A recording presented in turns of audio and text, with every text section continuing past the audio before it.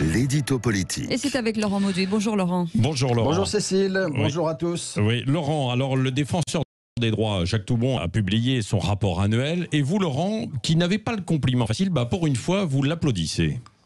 Oui Patrick, c'est un rapport vraiment remarquable et qui arrive, on peut le dire, à point nommé, car en ces temps de tourmente planétaire au sujet des violences policières, il établit avec lucidité que la France, loin d'être la patrie des droits de l'homme, est devenue une terre d'asile de toutes les discriminations, tout autant qu'aux États-Unis. Et surtout, dans le cas des violences policières, le rapport a l'intelligence de pointer la responsabilité, non pas des policiers eux-mêmes, mais d'abord de hiérarchies qui tolèrent les dérives ou les comportements racistes. Réfléchissez bien à ce chiffre impressionnant que nous donne ce rapport.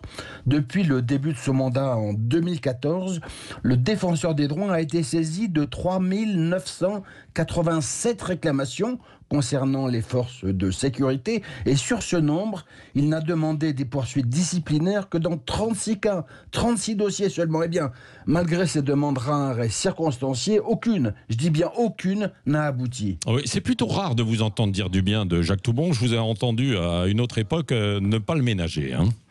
Exact. Écoutez, dans le passé, Jacques Toubon a été un proche de Jacques Chirac et il a été très critiqué pour servir ce régime jusque dans ses bases œuvres. Garde des Sceaux, c'est lui par exemple, vous vous en souvenez Patrick, qui dépêche en 1996 un hélicoptère dans l'Himalaya pour rapatrier dans des conditions burlesques un magistrat susceptible de freiner une enquête judiciaire visant les Tibéris. Mais sans doute faut-il se garder de juger les hommes de manière définitive, car c'est ce garde des Sceaux assez peu soucieux de l'indépendance de la justice qui se transmute, comme le dit une gazette, en une vigie intraitable et infatigable des libertés publiques, des droits fondamentaux et des discriminations, tellement intraitables qu'il insupporte évidemment l'Élysée, mais il insupporte tout autant ses anciens camarades du parti Les Républicains, à commencer par leur président Christian Jacob, qui, copiant en cela le Rassemblement national, nie jusqu'à l'absurde l'existence des violences policières. Oui, et bon, alors si